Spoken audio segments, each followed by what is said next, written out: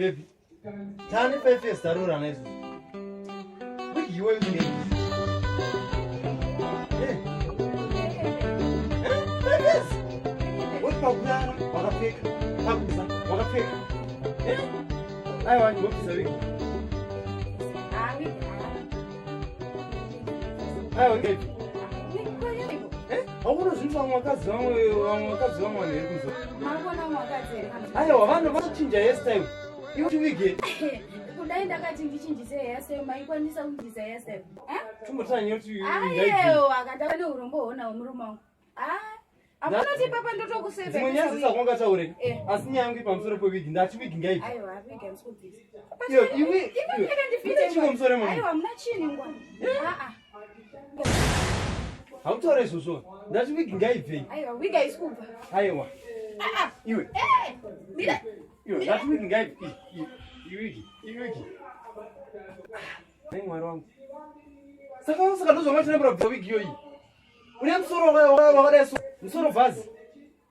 Musoro bhazi. Musoro une makona. Ndesho tune vana vakasiyana nemiso. Wakatozaiwe musoro. Wakatonaka mutone vana vachona. Wamwe hautona vana vachona. Mungacheme musoro yevana. Makatonaka mutone vana. Vakazara futi vana futi. Uyu musoro wakazara mapeto. Uyu wakazara mvura. Musoro wenyu wakatozara mvura. Uyu musoro wenyu wakatozara mvura. Wenyu mudiki utori nemvura wakatozara mvura. Iwe dandakakuna usina wigi iweweka. Ndasakurore. Kosangazi mukadzera nemusoro wakadai so. Vanengwani vari murungotuma. Tanaka ndipa mvura muri kungopiwa mvura. Tanaka ndipe chakati muri kungopiwa ingwani.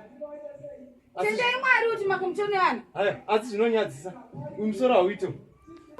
Musoro hauna alabasa uyu. Naiwe muroora. Taure zvenyu mama. Pamaisangana uko angangori newigi here uyu kana kuti maimbomuona asinawo chinhu musoro. Aisabvisa wigi. Hazana basa. Zvinozanzi dhadhari jwene musoro ka. Asi uyu musoro hauito. Aiwa. Uyu. Wakutokundikana musoro hauna basa tikuzvaira kuti anoti kutotuma. Handiri kuzvinzwa izvozvo iwe. Aya mama. Uyu musoro hauito. Hakana hauiti kudi. Mibaba miite zvinhu vana. Mukuzvinzwa. Chisha ndokutadzirai panapa. Ndakakuzvarirai vana chimwe chisha mungada futi. Mochema nemusoro wangu. Mungoti zibhurugwa rindakazara mampete. Musubscribe apa Afrozone. Wenyu tururu maiziya. Kutambe tichikubikira iti manaisi. Chibhera. Chibhera chatia.